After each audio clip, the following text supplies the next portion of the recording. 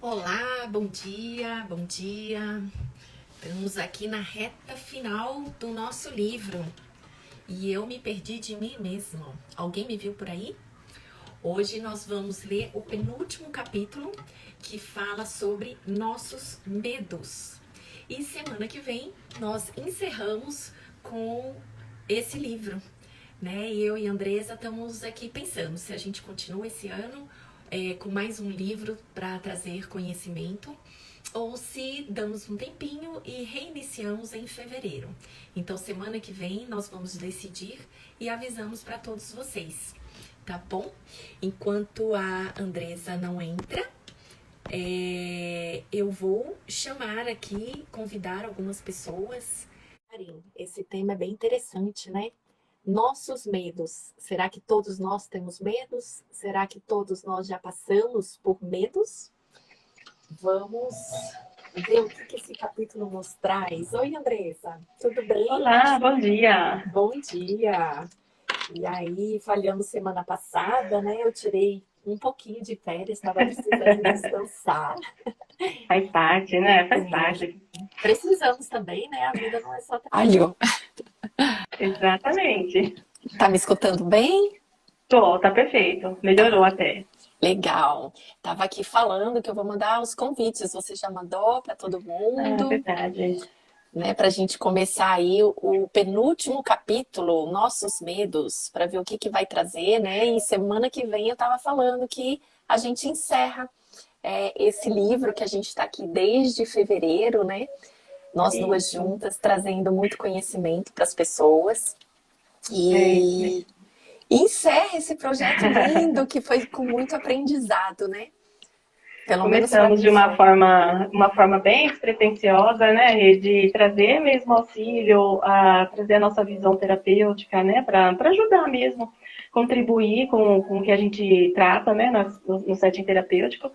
E assim, a Sim. resposta foi muito gostosa, né? Tem sido muito prazeroso. A gente está aqui conversando, é um bate-papo gostoso. É, E assim, tem sido muito, para mim, tem sido muito prazeroso, tá? Estar aqui. nossa, para mim foi formidável. Tô aqui já choramingando que acabou esse projeto, né? Mas eu acho que vai vir mais coisa bastante interessante. A gente está selecionando aí um livro também top, né? Que traz muito autoconhecimento para poder compartilhar com vocês, né? Ouvintes, quem está aqui com a gente. Eu acho que vai ser bem bacana, né?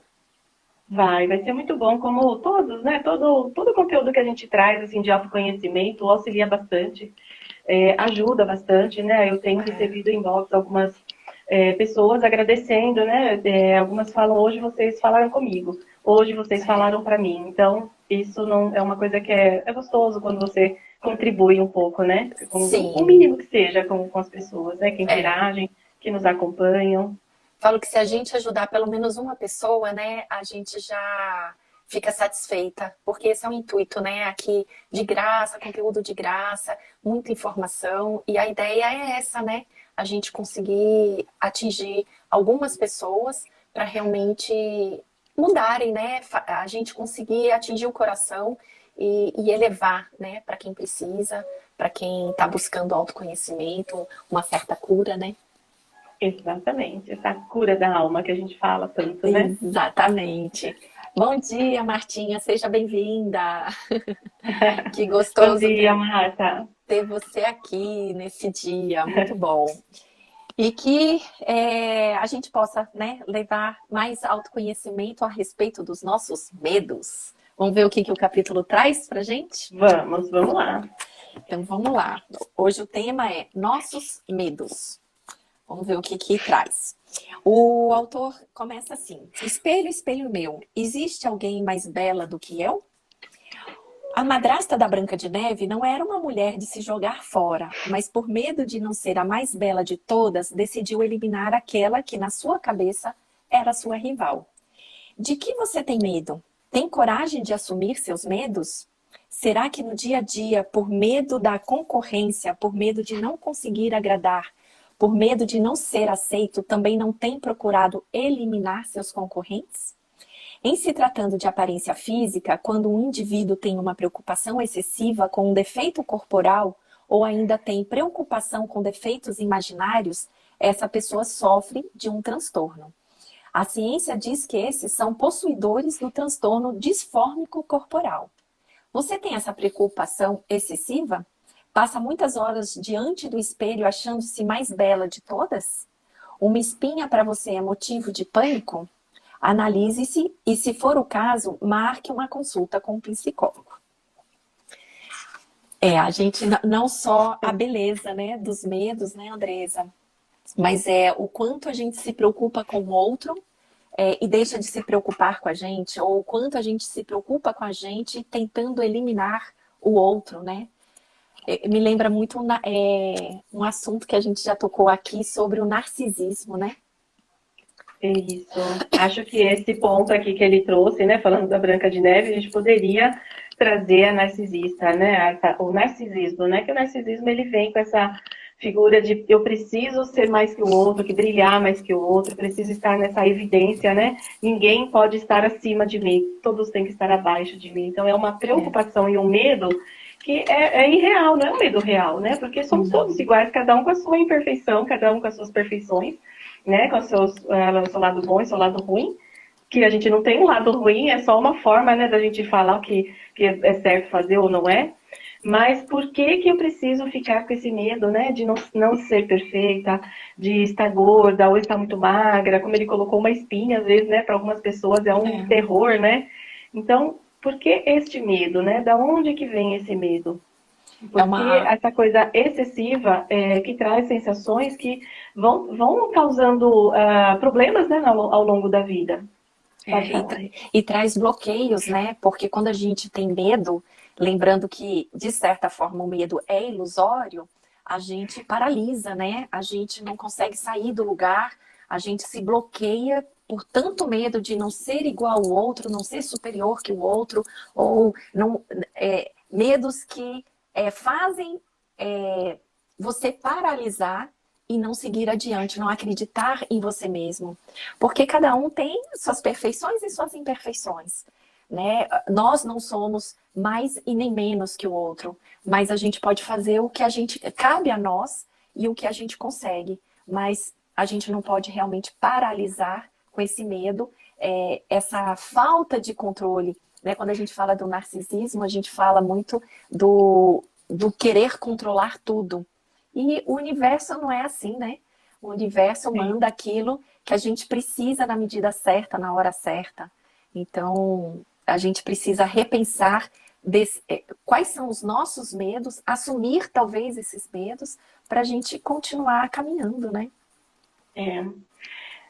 Eu continuo, a gente lê? Você que manda, quer falar? Vamos falar um pouquinho, né? Esse tema dá muita conversa, né? Tá, vamos lá, vamos olhar esse medo, né, como um instinto que nós trazemos, né, é um instinto de preservação, vamos dizer assim, da nossa parte animal, né, dessa parte mais visceral. Então, esse medo, ele vai estar sempre permeando a nossa vida, ele vai sempre estar nos trazendo essas sensações ou para te impulsionar a fazer algo, ou para te aprisionar. Né? Porque o medo ele também vem e aprisiona, porque muitas vezes a gente fica numa neura de um medo que não é real, e isso acaba nos aprisionando em nossa mente, na nossa ideia, no que a gente imagina que esteja acontecendo, e nem sempre é uma realidade. Então, por ser uma parte mais instintiva, não tem como eu falar eu falo isso para meus assistidos, eu não tem como falar que eu vou acabar com o medo, né? E mesmo porque, né, vamos dizer assim, o medo, ele foi nos colocado já desde a infância para nos controlar, né? As crianças, a gente faz isso com os nossos filhos, a gente já fez, nossos pais fizeram com a gente, foi a forma que eles aprenderam também e repassaram, e a gente vai repassando isso, né? Quem nunca ouviu falar assim, olha, o homem do saco preto vai te pegar, menina, se você ficar lá, o homem do saco preto vai te pegar. Então, assim, a gente já vai embutindo esse medo, desde a nossa infância a gente vai trazendo isso. Tem crianças que não assimilam como uma coisa ruim, mas já tem crianças que já ficam com aquele medo que segura. E aí a gente já vai criando na nossa vida os nossos bloqueios, né, para a vida adulta. Então, quando eu preciso sair para fora, dá uma sensação de um medo que não é real. É aquela ideia que nos foi colocada de a loira do banheiro, né? Não vai lá que a loira do banheiro tá lá. olha o homem do saco preto, olha o bicho-papão. Então, assim, são coisas que a criança ouve e que, dependendo da forma, do momento que foi colocado, isso a gente vai trazendo depois na vida adulta, mas sem entender o porquê que esse medo existe. E às vezes até coisas simples, né? Do tipo, se você não fizer isso para mamãe, mamãe vai embora, mamãe não vai te amar mais, mamãe É, vai ficar muito triste. E quando é criança, a gente não tem muito discernimento, né? Para olhar para essas palavras, a gente pega muito no pé da letra. Então a gente tem que sim. tomar, dar um olhar de quais são esses medos que às vezes nos paralisa, que às vezes nos aflige, que às vezes nos faz procrastinar as nossas atitudes, né, para a gente não se movimentar, a gente não correr atrás dos nossos sonhos, do que a gente quer para nossa vida, né? Exatamente. E quando a gente fala do medo, no nosso campo energético, que nós somos energia, né? Então, trazendo essa energia, nós temos algumas pessoas chamam de aura, outras pessoas vão entender como o nosso torus, né? Que é o nosso campo eletromagnético, que todo mundo tem. Então, quando você está sob o medo, né? Você traz esse medo muito exacerbado, você diminui esse seu campo áurico e isso acaba trazendo energias, como a gente diz, mais do mesmo, né? Então, se você vibra muito medo, você traz energias com muito medo para perto de você. Então, somatiza tudo aquilo. E Sim. se você não para olhar para isso, se isso é uma realidade, se não é. Porque na maioria das vezes, na fase adulta, é um medo que é irreal. Não é um medo real. Então, se você não busca uma ajuda para entender por que você sente, onde que está esse medo, se isso é uma coisa da infância, se isso é uma coisa ilusória já dessa fase mais adulta, né? Porque Sim. cada fase que a gente vai passando, né, Rê? É a fase dos 7 anos, depois vai para a fase dos 14, lá onde a gente está indo para o mundo. Aí depois nos 20 e poucos, hoje as mulheres estão casando um pouco mais tarde, né? Mas na minha época, já com 25 já estavam casando. Então, cada Sim. fase nós vamos trazendo uma sensação e muitas vezes nessa passar desta fase, a gente aciona esse medo. Então, esse medo vem. Então, esse medo é real ou esse medo é ilusório, né? Será que realmente vai ser bom ou vai ser ruim? Então, são coisas que, às vezes, a gente, pelo próprio medo, a gente não consegue olhar de uma forma simples. Né? E a ajuda terapêutica nesse sentido ajuda muito você a elaborar aonde que está esse medo, se esse é o medo que foi a sua mãe que te falou, se esse é o medo que foi a avó que falou, alguém muito importante para você, ou até uma sensação de que eu não vou conseguir dar conta dessa minha nova fase, né? Por que que eu acredito que eu não vou conseguir? Por que que eu acredito que eu não mereço? E a gente vai para outras bases terapêuticas Ixi. aí que vai longe, né? Esse medo. Já estou pensando aqui nas nossas crenças, quantas crenças nos colocaram, é, e, e as crenças nos fazem ter medo dessas mudanças. Então, se eu ganhar mais, eu vou ter que alguma coisa. Se eu não trabalhar, eu vou ter que alguma coisa. Então, é, tem tanto medo embutido dentro das nossas crenças, dentro do nosso ser, que foram depositados, principalmente lá no início, né, na primeira, na segunda infância, que a gente precisa desse olhar terapêutico, porque é dessas crenças, desses medos que bloqueia muitas vezes a nossa vida, né? E que a gente Exato, precisa desmistificar esses medos. Bom, eu exatamente. poderia ficar aqui horas e horas falando. Vamos ver mais um pouquinho. Vamos. Bem-vindo a quem está entrando aí agora, bem-vindo, José Roberto. Fique aqui com a gente que a gente está falando sobre nossos medos. Mas vamos lá. Naturalmente, o medo é útil para a conservação da vida. Ter medo não é algo vergonhoso. O segredo é conseguirmos dominar esse medo.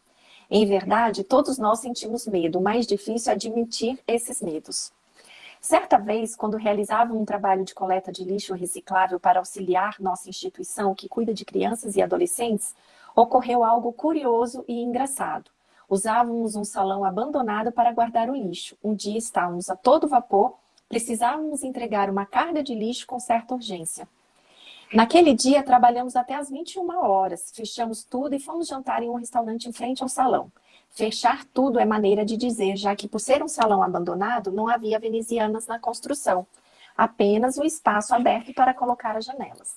Durante o jantar surgiu o assunto alma penada, assombração, e não demorou muito para surgirem os especialistas do assunto. Um dizia que não tinha medo, outro falava que tinha coragem de ir ao cemitério à noite, outros falavam que aquilo era bobagem. De repente, olhamos para o salão e um vulto passou por uma das janelas com arame farpado. Para que não houvesse roubo, houvesse um silêncio total. Então, um homem de barbas longas, roupa rasgada, olhar vago, surgiu na janela e disse em voz alta: Me salve, me libertem, estou no inferno. Meus amigos, não sobrou um na mesa. Todos correram gritando desesperado. Depois descobrimos que um mendigo havia entrado no salão para descansar. Ninguém havia percebido. Ele havia pegado no sono e havíamos trancado o infeliz lá dentro. Que vergonha. É uns exemplos simples, né? Mas quantos medos, quantas crenças, às vezes inconscientes, são colocadas na nossa cabeça e que quando acontece uma coisa dessa, né, a gente fala que não tem medo, mas acaba tendo, né? Antes de verificar o que de fato está acontecendo. Ah, sim. Aqui você percebe, né, que nessa leitura ele fala, ninguém teve o discernimento de falar, será que existe alguém lá? Mas todo mundo trouxe, né, por ser um lugar abandonado, sujo, né, do lixo que eles estavam reciclando ali. Então, eles já trouxeram de que era uma assombração. Então, passou um vulto e todo mundo acabou saindo correndo, ninguém quis ficar. Mas você vê como que é uma coisa que a gente não sabe se é real ou se é ilusório. E não era real. Na verdade, tinha uma pessoa buscando ajuda realmente lá. Exatamente. É o ilusório, né? E daí a gente fala assim, e se fosse um vulto? Um vulto vai fazer o quê com você? Né? Mas a gente foi criado crenças lá atrás, né? De fantasmas, de filmes, de historinhas de fantasma que você acaba tendo medo. Mas como ele fala aqui bem no início, né, Andresa? Não é vergonhoso ter medo, mas a gente precisa dominar esse medo, porque normalmente o medo é ilusório. Eu falo que o medo real, o único medo que nós temos é da morte, que ele é real. O resto tudo é ilusório. A gente, óbvio que o medo vem para nos proteger, para a gente ter o discernimento de olhar e falar assim, não, nessa rua eu não vou passar, porque essa rua está escura, essa rua pode ter algum assaltante, e a gente desviar. Então, o medo, quando a gente sente, a gente precisa, digamos, ter discernimento para entender este medo e tomar atitudes e não paralisar, né, a gente diante das situações. O Rê, tem um comentário aqui da Mauricéia, minha prima, coisa linda. Legal. Ela colocou assim, esse é o meu maior desafio, vencer os meus medos. Medo de falar em público, medo de não dar conta de tudo, ser boa mãe. E hoje, após anos, voltei a estudar e estou enfrentando cada dia um pouco deles, né? Beijos. É isso, Céia. A gente nunca está preparado para muitas coisas, né? Mas medo de não ser a melhor mãe, a gente vai entregar aquilo que a gente precisa para os nossos filhos. Né? É o nosso melhor, sempre vai ser o nosso melhor e por amor. Né? Então, cada um, a gente vem falando sempre aqui nas lives anteriores, aí, falando que nós somos espíritos, né? E nós estamos aqui, nós nos propusemos, né, nascer nesse mundo para passar por algumas coisas. Então, tudo que você trouxe para os seus filhos é o que eles precisavam. Então, esse é o seu melhor, né? Então, o medo de não ser a melhor mãe, você já é a melhor mãe. Tenha certeza disso. É a mãe que eles precisam ter, né? Medo de falar em público, né? Olha, a gente supera todos os medos. Eu estou aqui fazendo essa live e a gente, toda vez que vai entrar, a gente fica desculpa a palavra, num cagaço. Mas é uma superação da gente, né, também. E aí, quando passa, né, a gente fica aqui uma hora conversando, passa essa uma hora, a gente fala, gente, que gostoso. Passou então, rápido. é um medo que, assim, ele, é como a gente falou no começo, ele vai vir nos paralisar ou nos impulsionar. Então, a gente pode escolher como usar essa ferramenta, esse medo, para nos impulsionar para a vida, para transmutar o que a gente precisa mesmo, né? Porque se a gente se paralisar, ele toma conta de nós. E aí é um problema que precisa ser avaliado com calma e olhar onde que está esse medo, né? Quem foi que falou para você sobre esse medo? E aí tem muita coisa que a gente precisa realmente avaliar, analisar, né, Rê? Com mais cuidado, porque existem outras questões, né, de sentimentos e sensações, as nossas dores emocionais que a gente fala, então precisaria de uma análise mais profunda, né, com mais carinho. Mas ó, o que que ela colocou aqui também, misericórdia. Cada trabalho que eu tenho para apresentar, eu falo que é uma superação. E é mesmo. Ceia, se você me permite. Mas eu lembro, Andresa, que com 27, 28 anos, eu fui colocada à prova. Ou seja, era uma menina e É, eu e minha chefe íamos no interior, ia para Goiânia fazer uma palestra para um grupo de empresários. E na hora H, a minha chefe recuou. Eu estava iniciando, né, nessa vida corporativa e ela falou: você vai lá e vai dar a palestra para 100 empresários. Eu, como assim?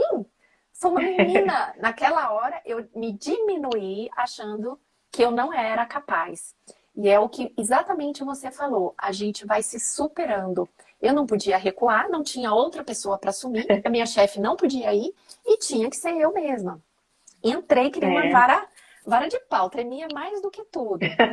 Mas no final, eu passei a mensagem, as pessoas falaram que eu fiz um bom trabalho, e eu acho que assim, é superação. Eu lembro quando eu e a Andresa resolvemos fazer essas lives, né? Ler esse livro, que começou exatamente no dia 1º de fevereiro, e a gente tremia, tremia e falava, meu, tem que ser, vai acontecer. E estamos aí no final do É, livro. A cada live dá um quentinho no coração, né? Ai, meu Deus, vamos lá, é, para mais uma. E assim, é, a gente não pode deixar esse medo nos paralisar. A gente precisa identificar, olhar para isso e não paralisar. Porque se a é, gente paralisa, a gente não faz nada, a gente fica no mesmo lugar, né? Então a é, gente faz o melhor como mãe, faz o melhor como empresária, como funcionária, como amiga, né? Por que que a gente não tem é. tanto medo? Quando a gente é bem remunerada, né? A gente morre de medo. Quando a gente não é remunerada, a gente dá conselho para todo mundo e achando que a gente É. está certo. Então, vamos olhar para esses medos, porque eles devem ser sempre motivação para nos impulsionar, né? Ô, Rê, vou voltar um pouquinho no que você falou anterior, falando sobre o narcisismo, né? Quando a gente tem uma criação mais narcísica, né? Seja ele pela mãe, seja pelo pai, a gente acaba trazendo um sentimento, um sentir que não é real, de que nós não somos capazes, né? Até trazendo o que a Céia trouxe no sentido do medo de falar em público, medo de não ser a melhor mãe.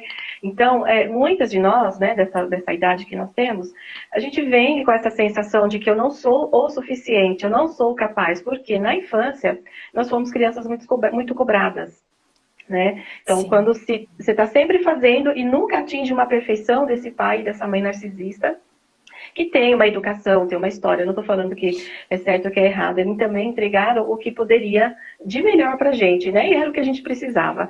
Então, Sim. só que essas questões, né, de ser essa coisa mais rígida, mais punitiva, para nós, então, agora, nessa fase mais adulta, que a gente precisa fazer algumas coisas acontecer, vem essa sensação de que por mais que eu faça, não vai ser o suficiente. Não vai ser bom o suficiente. E aí a gente precisa entender, não é bom o suficiente para quem?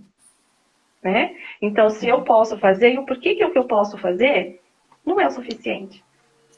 Então, a gente só ir trazendo essas perguntas, esses questionamentos, para a gente poder entender que, às vezes, na maioria das vezes, esse medo, ele não é real. Ele é um Não. medo ilusório que nós trazemos lá da nossa criação, da coisa mais rígida, né, mais severa. Então, é a punição que a gente continua. Não É. tem mais pai e mãe fazendo essa punição, mas a gente continua se punindo. Agora, né, na fase adulta sou eu que me puno, mas é um medo que não é real. Exatamente. E me veio uma lembrança aqui, né, de alguns assistidos que inclusive fala, né, que os pais sempre criticaram muito, sempre menosprezaram tudo que foi feito, sem crítica, né? Às vezes os pais fazem isso inconscientemente para tentar elevar a criança, né, o seu filho, para que ele Sim, seja melhor. Mas na verdade o filho pega aquilo como uma crítica muito pesada e acha que é sempre o pior, que o outro é melhor, eu sou sempre pior, o outro conseguiu, eu não consigo, por conta dessas críticas inconscientes ou às vezes até conscientes, mas que na verdade é a forma como os nossos pais sabem fazer, né? Só que exato.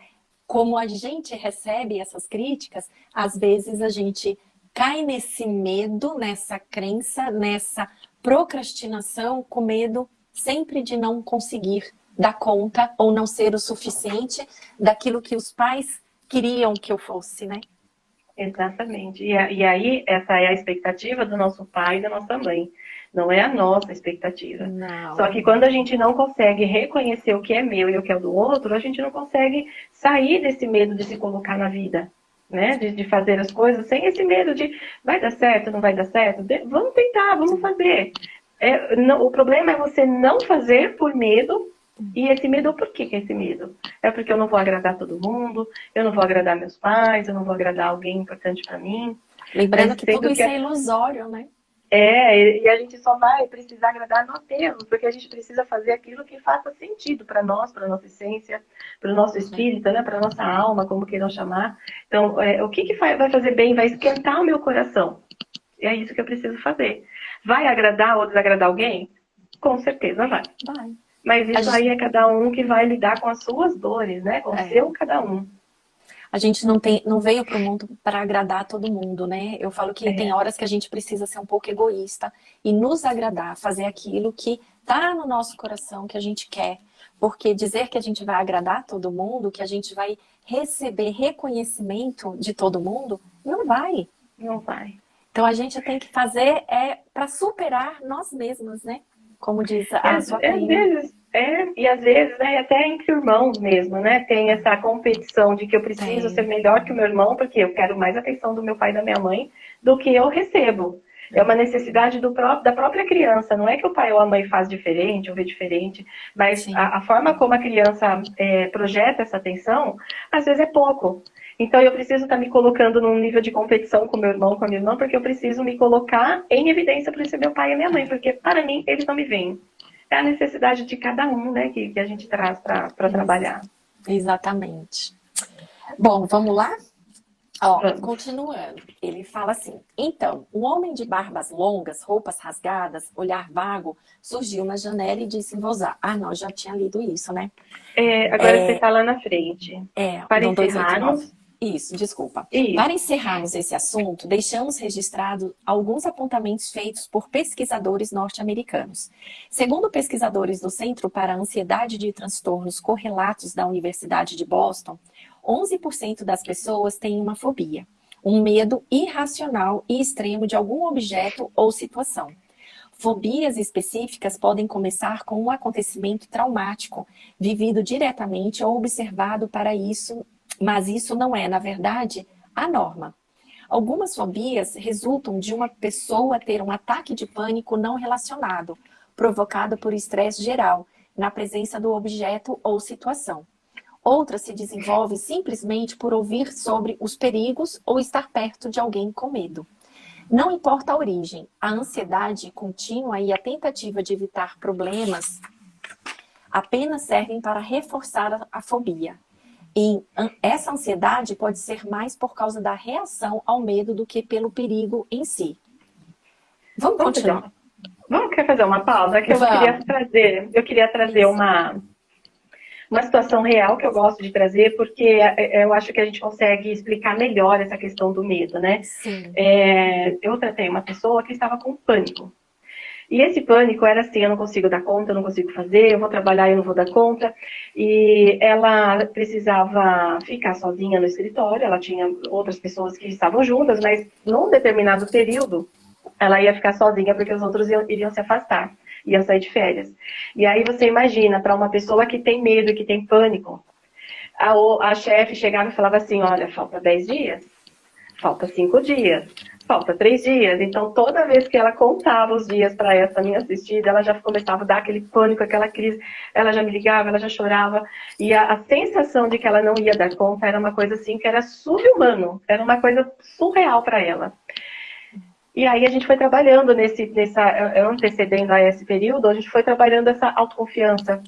o não perfeccionismo, né? Porque a gente vai errar, a gente pode errar, nós temos o direito de errar. E o que eu posso fazer dentro de uma organização para que eu possa fazer da melhor forma possível o meu trabalho? Então, nós estamos trabalhando em algumas bases, né, diversas aí entre o que eu posso fazer, como me organizar, que eu posso errar, que essa questão, como a gente colocou, da mãe narcisista, o pai narcisista, eles vêm com uma carga de cobrança muito grande para cima desse filho. Então, quando esse filho vai para o mundo trabalhar, essa carga de eu tenho que dar conta, eu tenho que fazer, eu não posso errar, tem que ser perfeito, ela vem avassaladora.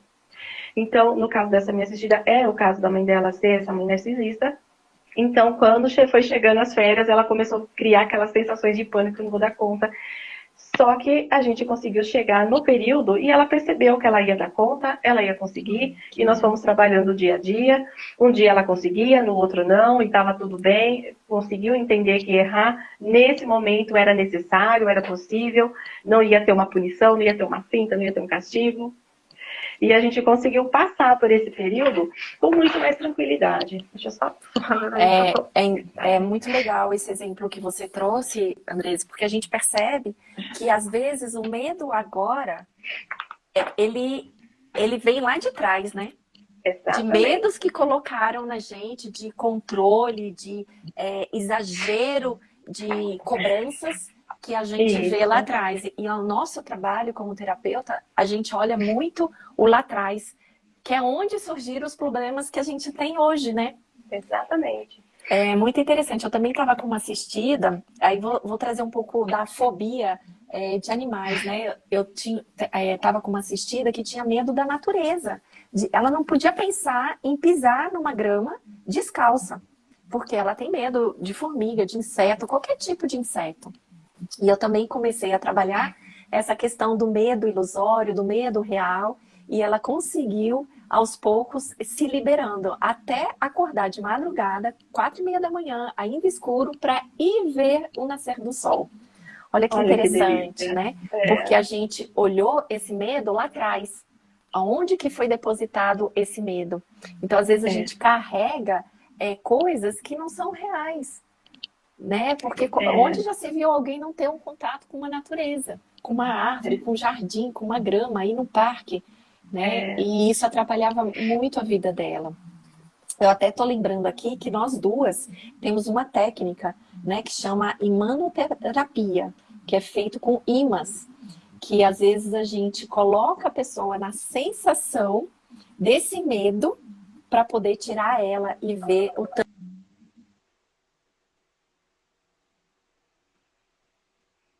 o tanto que é ilusório, né? E essa técnica da imunoterapia ajuda muito, né, as pessoas que têm um sentimento muito aguçado de raiva, de medo, coisas que paralisam, né? Exatamente. Tem a imunoterapia, tem a TDR, né, também, que vai trabalhar nessas bases emocionais e desbloquear essa base emocional, porque até um simples filme que a gente assiste de terror, ou que a gente assistiu em algum momento, né, e a gente se privou daquele medo, a gente ficou com aquele medo na nossa mente, como se fosse slides, né, que fica acionando essa sensação desse medo por alguma coisa que você assistiu lá, e até isso acaba trazendo, mas a gente não compreende racionalmente, mas está no nosso inconsciente, essa fotografia desse medo de olhar atrás da porta, esse medo de estar sozinha de madrugada, andando pela casa, né, ou ele falou da assombração ali, às vezes você olha para um lugar, você vê uma sombra, você já imagina pelo medo que é a sombra de alguém, mas quando você olha de verdade, aquilo lá está refletindo uma sombra de alguma coisa, então, não que não tenha, né, mas enfim, tem gente que vê, tem gente que não vê, como eu não vejo, eu procuro olhar para ver do que é aquela sombra. Então, para me entender que é a minha ilusão, eu estou trazendo a minha mente racional para o presente para entender que aquilo é só uma ilusão. E nós somos muito materialista no sentido de ver, né, de sentir, de tocar. Então, quando você vê um vulto, você acaba se assustando porque você não sabe se é real ou não, né? Muito louco isso. Vamos ler mais um pouquinho. Maricéia escreveu de novo. Nossa, eu acho que eu podia ser normal. A minha filha tem pavor de todos os tipos de insetos. É melhor procurar ajuda? Isso pode atrapalhar mais tarde na vida dela? Ou pode ser normal para uma criança de 9 anos? Não, não é normal. Não é normal. Eu acho que você precisa sim procurar ajuda. Tá aí a Andresa, né? Já que sua prima pode fazer algumas técnicas, porque isso não é normal. É óbvio você ter medo de uma onça, né? De um animal peçonhento, alguma coisa, ok. Mas você ter a fobia de nem sequer querer ver, até mesmo uma formiga, né? Um inseto, depende muito do grau de intensidade que ela tem esse medo, mas não é normal.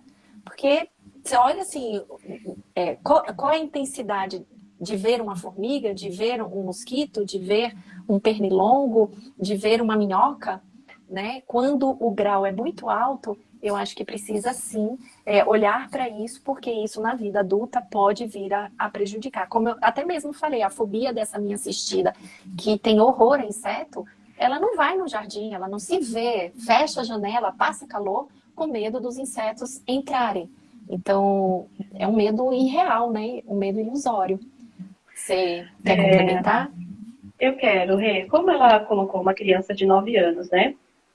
Aí eu vou trazer duas coisas que eu acredito que é bacana a gente trazer para ela e para quem estiver assistindo também. Existem sensações que a gente traz de outras vidas. Então, ela pode estar manifestando uma sensação que logo, se for no caso de outra vida, isso daí tende a amenizar. Né? Enquanto ela é criança, ela ainda está muito ligada a esse espiritual, então ela traz essa sensação. Isso é uma coisa. Aí, trazendo para a terapêutica, que eu acredito que vale a pena a gente observar também, que por ser criança, ela pode estar querendo chamar a atenção de alguém. A forma como ela expressa isso é através do medo da família, do bicho, né, do inseto. Então, ela sabe que se ela gritar, o pai e a mãe estão ali. Então, precisa avaliar, cada caso é um caso, né? Não dá para a gente generalizar e entender. Mas, como a gente colocou, que o adulto, hoje, o adulto, ele está trazendo essa sensação lá da infância, porque lá na infância ele precisou chamar a atenção desse pai e dessa mãe. Então, por ela ter 9 anos, pode ser, pode não ser também, a gente precisa avaliar, como eu falei, cada caso é um caso, mas pode ser que ela precise, ela tem uma necessidade de chamar a atenção desse pai e dessa mãe, e essa é uma forma. Pode virar um transtorno? Pode. Precisa de ajuda, sim. E tem uma outra também, sem querer colocar culpa, às vezes até ela dentro da barriga, você ou seu marido, o pai dela, passou por uma situação de um susto com algum tipo de animal e que isso ela incorporou esse susto. Então, assim, tem várias formas da gente analisar, né, Andresa? A gente precisa sentar, olhar para essa mãe, olhar a histórico dessa criança ou até mesmo com a própria criança para tirar esse medo ilusório que ela tem. Né? Então, Céia, também, como a Rê trouxe, né, tem um estudo que a gente busca, né, analisar também sobre as suas sensações da gestação. Então, muito medo, se a pessoa passou por muito medo, medo de não dar conta, como você bem colocou, medo de não ser uma boa mãe, então essa sensação de medo, ela reverbera nos nossos filhos. Né? Mas aí ela traz de uma forma que eu não consigo entender por que eu tenho esse medo. Que pode ser nessa questão do inseto, né? Esse medo, ela olha do inseto, mas na verdade é a sensação, sem te colocar culpa alguma, pelo amor de Deus, não é essa a intenção da gente, mas é olhar o que ela está captando, que pode ter sido gerado na gestação, na primeira infância, né, até os 3 anos, para ela estar se manifestando dessa forma. Ou só querendo chamar atenção, né? Ou até mesmo algo que ela viu, né? Alguém no formigueiro, alguém sendo mordido, picado por um inseto marimbondo, né? Então ela viu aquilo e a sensação do medo ficou magnetizada, ficou plasmada no inconsciente dela. Então precisa trabalhar essas bases para entender aonde que está esse medo dela, desses bichos e tratar. E o ideal, Maricéia, se eu posso dizer, quando ela manifestar esse medo, você sentar e tentar captar por que você tem medo, né? Tentar escutar ela. A melhor coisa, escuta, para ver o que ela traz para a realidade dela, para você tentar desmistificar. Se não, procurar ajuda mesmo, né? Você vê, a Ah, gente tem várias opções para olhar esse medo, né? tem, Bastante tem, coisa. tem. Mas vamos lá, continuando. Familiares costumam compartilhar as mesmas fobias. Olha aí, talvez É, devido a uma combinação de disposição genética e por compartilhar o mesmo ambiente.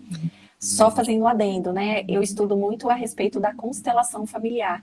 E é aquilo que a Andresa falou. Às vezes, a gente traz até mesmo da nossa ancestralidade, porque um avô, um bisavô, aconteceu algo que gerou geneticamente esse medo e que pode estar reverberando nessa criança. Então, é necessário a gente olhar para isso também, tá?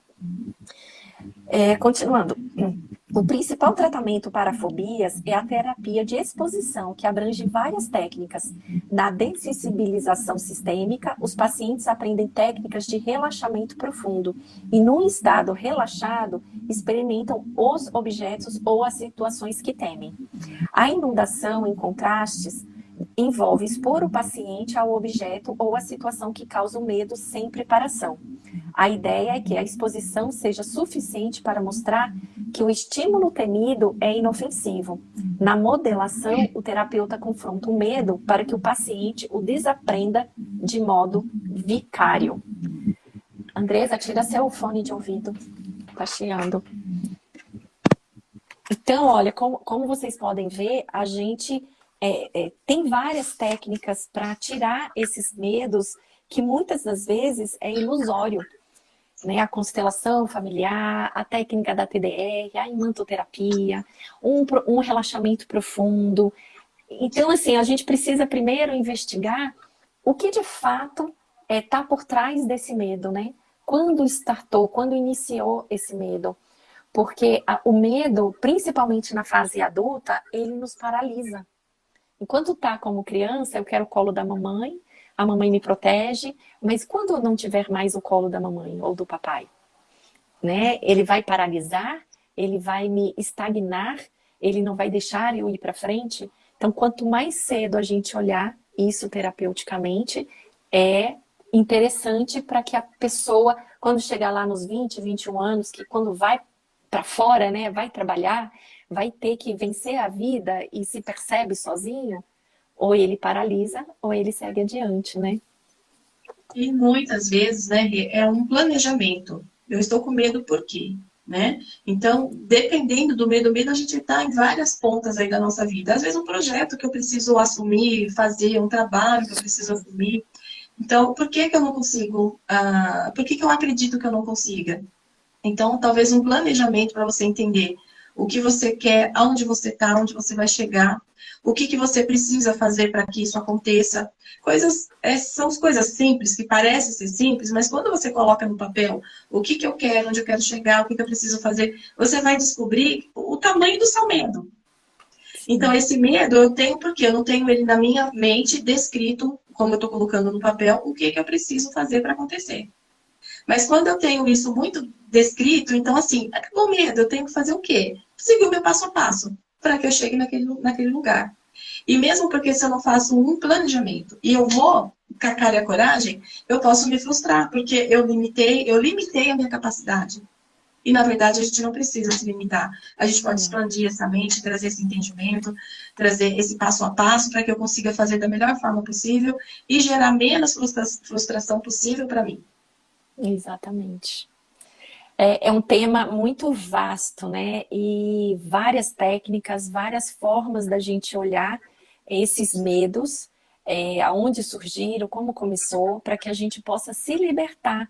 Porque se a vida não está dando certo, a gente tem que olhar para ela, porque nós viemos para ser felizes e para a vida dar certo. Por que que uns têm mais, outros têm menos? Não, não são as diferenças, mas é como a gente se coloca dentro da vida com os nossos medos para que ele não nos paralise, né? Para que a gente não fique estagnada com medo do julgamento, com medo do que o outro vai pensar. Porque, na verdade, gente, o medo é nosso. Não interessa o que o outro pensa, o que o outro julga, o que o outro fala. O que interessa é o que eu quero, o que eu posso, até onde eu posso. Você pode tudo. Basta querer e agir, né? E e não ficar parado. Importante olhar esse medo, né, através, que você trouxe bem sabiamente, Rê, através da nossa mãe, né? O que que a nossa mãe passou enquanto nos gestava? Eu fiz um atendimento já tem um tempinho, de um jovem de 20 anos. Ele estava indo estava fazendo faculdade, começando a trabalhar, e esse ir para fora, né, fazer essas atividades, enfrentar a vida, gerou uma sensação de medo nele que ele não sabia de onde que vinha. Então, ele andava na rua com sensações, assim, bem surreais, né? Não vou trazer aqui no sentido do problema dele. Mas o ponto é, quando a gente foi fazer a investigação da vivência dele, da infância dele, o que a gente diagnosticou que foi uma vivência tranquila, não tinha traumas, não tinha nada para se observar. Mas na gestação tinha, sim. A mãe passou por períodos bem difíceis, ela precisava tomar uma injeção a cada 3 meses, porque o sangue era incompatível. Então, você vê que, às vezes, não é o medo que a mãe passou, não é um susto, o medo, mas é uma sensação de que, será que eu vou conseguir gestar esse filho? Será que ele vai viver? Será que ele vai nascer perfeito? Será que... Então, esse medo dessa mãe, ela veio reverberar nesse momento em que ele está indo para a vida. Ele está soltando da mãe, de verdadeiramente, né, saindo para o mundo, começando uma nova fase de adulto, né? Eu falava para ele, você está adultecendo, então você precisa soltar esse pai e essa mãe e vai enfrentar essa vida. Mas quando a gente foi olhar essas bases, era um medo que não era real.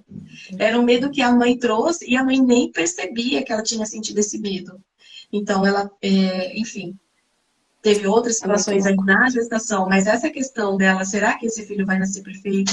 Tinha uma questão genética muito presente ali, então ela precisava estar fazendo ultrassom todo mês para ver qual era a evolução desse feto, se estava normal, se não estava normal. Então você imagina, todo mês aquela sensação de ir fazer ultrassom, será que vai estar tudo bem? Será que vai dar tudo certo? Então é a sensação que ele absorveu. E aí, durante a vida foi tranquilo, a primeira infância foi tranquilo, aquele filho que foi abençoado, né, nessa família, mas quando ele foi para a fase adulta, que ele se desprendeu mais do pai e da mãe, aí começou a entrar em conflito a psique dele, a sensação que ele trouxe lá do gestar da mãe. Muito louco, né? Muito legal, né? A gente Muito ter esse legal. entendimento, né? Muito bacana. Gente, estamos chegando no fim, né? Esse foi o último capítulo, mas semana que vem, eu e a Andresa vamos falar as palavras finais do autor e trazer aí talvez uma retrospectiva, né, de tudo que a gente falou. Nesses últimos 9 meses, nasceu o filho. Exatamente. Então, espero que vocês tenham gostado desse tema. Eu acho que é um tema que daria horas, né, para a gente ficar aqui conversando. Mas a gente seguiu aqui um pouco o que o autor nos trouxe, dando alguns exemplos. Obrigada, Mauricéia, por ter participado. Acaba enriquecendo muito a nossa live.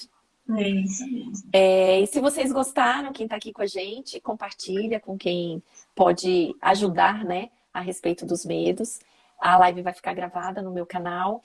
E obrigada por terem participado. E indica aí o nosso canal para as pessoas ganharem mais autoconhecimento de si mesma.